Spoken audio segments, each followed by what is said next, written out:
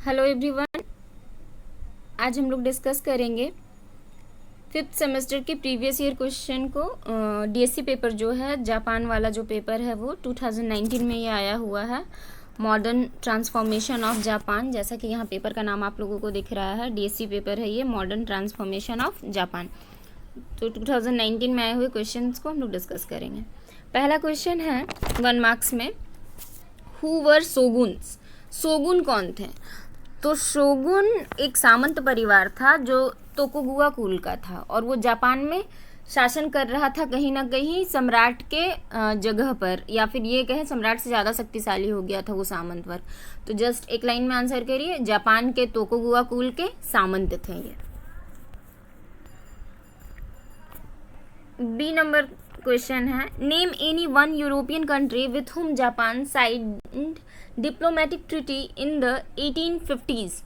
मतलब 1850 के दशक में एक ऐसे देश का नाम लिखें जिसके साथ जापान ने डिप्लोमेटिक ट्रीटी या संधि को साइन किया था। तो बहुत सारे संधि उसने किए थे। उसने ब्रिटेन के साथ किया था संधि 1854 में, 1855 में रूस के साथ किया था, 1857 में हॉलैंड के साथ किया था, और उससे पहले 1853 में अमेरिका के साथ हुआ था, सबसे पहले अमेरिका के साथ। तो किसी का भी नाम लिख दीजिए, अमेरिका, ब्रिटेन, रूस, हॉलैंड, ये। उसके बाद सी नंबर क्वेश्चन आता है, name any one western clan of Japan which contributed to the dissolution of the Tokugawa shogunate. यानी जो तोकुगावा कुल के सामंत थे उनके पतन में कौन से वंश थे, और या कौन से और सामंत वंश, प्राचीन वंश थे जापान के जिन्होंने मदद किया। दैट मीन्स वो तोकुगावा सामंत के अपोजिशन में थे, बहुत सारे थे। सत्सुमा एक नाम है, चोशु, हिजेन, तोस, ये सारे वंश थे। मैं एक बार फिर से दोहरा दे रही हूँ, अनफेमिलियर वर्ड है इसलिए। सत्सुमा, चोशु, हिजेन, तोस, कोई भी एक नाम लिख दीजिए। What is Nakamura incident. Nakamura incident क्या है? नाकामुरा घटना के बारे में पूछा है। तो नाकामुरा घटना मंचूरिया, जब कन्फ्लिक्ट चल रहा था मंचूरिया के साथ, उसी समय हुआ था। तो नाकामुरा नामक एक जापानी अधिकारी की जून 1931 में चीनी सैनिकों द्वारा हत्या कर दी गई थी। यही नाकामुरा घटना के नाम से जाना जाता है, नाकामुरा इंसिडेंट के नाम से जाना जाता है। मंचूरिया पर चाइना भी अपना हस्तक्षेप करना चाह रहा था और कर रहा था, और जापान भी कर रहा था। तो इसी बीच 1931 ईस्वी में नाकामुरा नामक एक जापानी अधिकारी की हत्या को ही नाकामुरा इंसिडेंट के नाम से जाना जाता है, जो कि चीन के द्वारा किया गया हत्या। What is Tanaka memorial. Tanaka memorial क्या है? तनाका मेमोरियल से आप क्या समझते हैं? तो तनाका मेमोरियल एक तरह से ये 1927 के आसपास आया था। ये जापान के प्रधानमंत्री द्वारा एक रणनीति समझ लीजिए, या एक योजना थी जो प्रस्तुत की गई थी, जिसमें जापान की बढ़ती आबादी, कच्चे मालों की दुर्लभता, आर्थिक संकट आदि समस्याओं के समाधान के लिए उग्रवादी या हम या कहें आक्रामक नीति पर बल दिया गया था। मतलब ये एक तरह से एक नीति थी, ये एक डॉक्यूमेंट था जिसमें कहा गया था, एक योजना थी जिसमें कहा गया था कि जो जो भी संकट है, अगर उसके समाधान के लिए ज़रूरत पड़े तो हम आक्रामक नीति भी अपनाएंगे। एफ नंबर क्वेश्चन है, name the Japanese prime minister who was killed for criticising the Manchurian invasion. इस क्वेश्चन का कुछ मुझे वैलिड आंसर मिला है अलग अलग बुक में, इस वजह से मैं भी इस क्वेश्चन के आंसर को नहीं बता रही हूँ। इसे मैं कमेंट बॉक्स में बाद में ढंग से रिसर्च करके इसको बताऊंगी। एफ और जी दोनों ही। ये वाला भी जो क्वेश्चन है, कंडीशन इन द वेस्ट, ये वाला एक question, condition in the west के राइटर कौन है, इसके भी कुछ वैलिड आंसर मिले हैं, इसलिए इसको भी मैं भी स्किप कर रही हूँ। नेक्स्ट एच नंबर जो क्वेश्चन है, जो पैसिफिक वॉर चल रहा था उसमें जापान ने कहाँ पर सरेंडर किया था? तो लास्टली बॉम्बिंग होने के बाद उसने टोक्यो बे, यानी टोक्यो की खाड़ी पे, वहाँ पर उसने सरेंडर कर दिया। अब 2 मार्क्स के क्वेश्चन पर आते हैं हम लोग। ए नंबर क्वेश्चन है, which period in Japanese history is known as the Edo या एडो, ईडो और Yedo period and why. Japan का हिस्ट्री में, जापानीज हिस्ट्री में कौन सा कालखंड ईडो या येदो पीरियड के नाम से जाना जाता है, या येदो काल के नाम से जाना जाता है? तो जब तोकुगावा शोगुन वंश के जो शासन था, तोकुगावा और शोगुन, दैट मीन्स तोकुगवा तो कुल था उनका और शोगुन सामंत थे। तो तोकुगवा कुल के शोगुन सामंतों का शासन काल को ही एडो पीरियड या येदो पीरियड कहा जाता है। और क्यों कहा जाता है? इसलिए कहा जाता है कि शोगुन जो है वो औपचारिक रूप से ईडो में व्यवस्थित थे और वहीं से शासन करते थे। जैसे कैसे दिल्ली में शासन हो रहा है तो दिल्ली सल्तनत नाम दे दिया गया, उसी तरह येडो में शासन हो रहा है इसलिए इसे येडो पीरियड कहा गया। नेक्स्ट क्वेश्चन है B number, what is the meaning of the term Meiji? Meiji शब्द का अर्थ क्या है? जब आप लोग इस टॉपिक को पढ़े होंगे तो वहाँ पर देखे होंगे मेइजी पुनर्स्थापना वर्ड, मेइजी रेस्टोरेशन। तो उसमें जो मेइजी वर्ड है वो क्या है? तो मेइजी वर्ड का अर्थ होता है बुद्धिमत्ता पूर्ण शासन। Who was the Japanese emperor at the time of the Meiji restoration? जब मेइजी रेस्टोरेशन हुआ था तो उस समय शासक कौन था? तो उस समय शासक था मुत्सुहितो। नेक्स्ट सी नंबर पे हम लोग आते हैं, इन विच ईयर एंड बिटवीन हुम was the treaty of Portsmouth signed? Portsmouth की संधि किनके और किनके बीच में हुई थी और कब हुई थी, किस ईयर में हुई थी? तो पोर्ट्समाउथ की जो संधि है वो रूस जापान युद्ध के बाद हुआ था। तो ये 5 सितंबर 1905 को हुआ था, यानी ईयर हम लोग देखें तो 1905 में हुआ है और रूस जापान के बीच हुआ था जब युद्ध का अंत हुआ था तब। अब डी नंबर में आते हैं, what do you mean by new order in east Asia? East Asia में आप न्यू ऑर्डर से क्या समझते हैं? तो ये भी एक जापान का ही समझ लीजिए अनाउंसमेंट था। 1938 के आसपास जापान ने अनाउंस कर दिया एक कि न्यू ऑर्डर है ईस्ट एशिया का। और ये जो इस ब्लॉक में जो थे, इस ब्लॉक में इंक्लूडेड थे कोरिया और मंचुको भी थे इसमें, साथ में इनर मंगोलिया का कुछ अंश था और large part of China, China का एक बड़ा पार्ट था। और ये न्यू ऑर्डर इसीलिए डिज़ाइन किया गया था ताकि वो यूरोपियन इन्फ्लुएंस से लड़ सके या उनका विरोध या उनसे संघर्ष कर सके।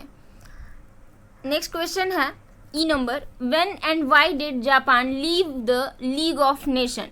लीग ऑफ नेशन को जापान ने क्यों छोड़ा और कब छोड़ा? तो मार्च 1933 ईस्वी में जापान ने लीग ऑफ नेशन से अपनी सदस्यता वापस ले ली, यानी उसने छोड़ दिया। और क्यों छोड़ा? तो जब जापान को बोला गया था कि आपको क्या करना होगा, मंचूरिया वाला जो रीजन है उसे छोड़ना होगा, तो उसने क्या किया, वो रीजन को छोड़ने के बजाय लीग ऑफ नेशन को ही छोड़ दिया। तो ये कारण था। नेक्स्ट क्वेश्चन है F number, in which year and among whom the Yamagata Lobanov protocol was signed? ये जो प्रोटोकॉल है वो किस वर्ष साइन हुआ था और किन के बीच साइन हुआ था, किससे हुआ था अमोंग हुम? तो ये प्रोटोकॉल जो है 1896 में, ईयर अगर है तो 1896, और रशिया के साथ हुआ था, जापान के द्वारा रशिया के साथ, जापान और रशिया के बीच। नेक्स्ट क्वेश्चन है SCAP, ठीक है, स्कैप जिसे हम कहते हैं, which organization was known as SCAP, what was its full form? तो कौन सा ऑर्गेनाइजेशन था? तो ये कहीं ना कहीं एक जापानी मिलिट्री ऑर्गेनाइजेशन था, मिलिट्री ऑर्गेनाइजेशन को कहते हैं। और इसको इसका जो फुल फॉर्म है वो है supreme commander for the allied powers. Supreme commander थे अलाइड पावर्स के, और ये जनरेट ही किया गया था कि इसे अथॉरिटी मिल सके जब ज़रूरत पड़े तो डायरेक्ट मिलिट्री गवर्नमेंट नेसेसरी होने पर किया जा सके। तो जो ये सैनिकों का ऑर्गेनाइजेशन था उसे ही हम स्कैप कह रहे हैं, और ये ऑर्गेनाइजेशन अलाइड पावर का था। तो supreme commanders for the allied power इसका फुल फॉर्म है। नेक्स्ट क्वेश्चन है, what was the impact of Japanese constitution of 1947 on the position of the emperor? Emperor के पोजीशन पर इसका क्या प्रभाव पड़ा? इस जो 1947 का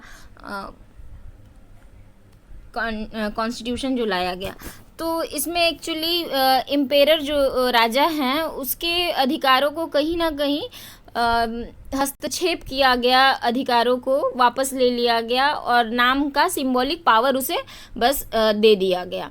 और इसके साथ साथ हम देखें तो यहाँ पर सफरेज भी मिल जाता है, मताधिकार मिलता है, और ये राइट को अवैध घोषित कर दिया जाता है कि आप वॉर कर सके। जापान का राइट को ये अवैध अबॉलिश कर दिया जाता है, ठीक है। अभिजात वर्ग को भी कहीं ना कहीं इससे कुछ नुकसान होता है। तो ये सारी चीज़ें। आंसर एनी 3 क्वेश्चंस, 3 क्वेश्चंस को आपको यहाँ पे आंसर करना है। ये लॉन्ग क्वेश्चन है, ये जस्ट मैं बस क्वेश्चन आप लोगों को डिस्कस कर दूंगी। इसका आंसर यहाँ देना पॉसिबल नहीं है लॉन्ग आंसर्स को। Who were the samurai, right a brief account on samurai. Samurai कौन थे और उनके बारे में लिखना है। तो समुराई जो थे वो कहीं ना कहीं मिलिट्री से जुड़े हुए एक वंश हैं, नोबिलिटी हैं ये भी, और उनके बारे में आपको यहाँ पे नोट्स लिखना है। 5 मार्क्स का है, तो उनके बारे में लिखना है कि वो कैसी जाती थी, उनकी विशेषताएं क्या थी, किस तरह से उनकी युद्ध प्रणाली थी वगैरह। Assess the impact of agrarian reforms in Meiji Japan on the contemporary feudal order।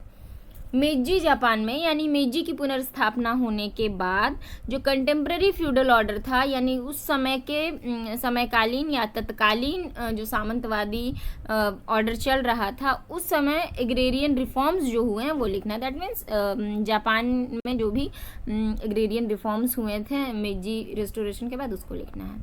Briefly examine the role of zaibatsus in the economic development of Meiji Japan. Meiji Japan में जैबात्सुस का क्या योगदान रहा है इकोनॉमिक डेवलपमेंट में, वो लिखना। जैबात्सुस जो थे वो एक व्यापारिक परिवार या संघ था, व्यापारिक, मुख्य रूप से व्यापारिक परिवार था जापान का एक बहुत ही फेमस, और उसने और मोस्ट ऑफ द बैंक जो थे यही लोग ओन करते थे, इन्हीं लोगों के अंडर में बैंक होता था या बैंकर्स थे ये, और ये कैपिटल को भी मोबिलाइज करते थे, यानी इकोनॉमी में बहुत बड़ा इनका योगदान रहा है। तो पूरा यहाँ पे थोड़ा सा डिटेल में लिखना होगा क्योंकि 5 मार्क्स का क्वेश्चन है। नेक्स्ट क्वेश्चन है, why did Japan join the first world war, how far did the war affect east Asia. Japan ने पहला विश्व युद्ध को क्यों ज्वाइन किया और इसने ईस्ट एशिया को, यानी एशिया के जो पूर्वी देश है उसको किस तरह से प्रभावित किया। नेक्स्ट क्वेश्चन है, do you think the Japan in 1930s was a fascist state.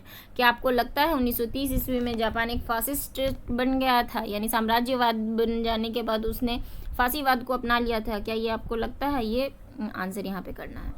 Answer any 1 question, 10 marks का ये क्वेश्चन है, ये भी मैं क्वेश्चन बस बता दे रही हूँ। How was the education system in Japan reorganized during the second half of the 19th century, discuss. जो 19वीं शताब्दी के दूसरे दशक में जो एजुकेशन सिस्टम में चेंज आया जापान में, उसके बारे में लिखना है। नेक्स्ट है, what were the causes of Russo Japanese war. रूस और जापान के बीच जो युद्ध हुआ था उसका कारण लिखना है। Examine the importance of the war in favour of Japan, और इसका इम्पोर्टेंस लिखना है जापान के पक्ष में, कि किस तरह से जापान ने एक एशियन कंट्री होकर और बहुत ही छोटी एशियन कंट्री होकर रशिया जैसे एक यूरोपीय शक्ति को, एक महान शक्ति को उसने हरा दिया, ये लिखना है। नेक्स्ट और लास्ट क्वेश्चन है ये, would you argue that Japan's imperialism was more situational than deliberate in origin.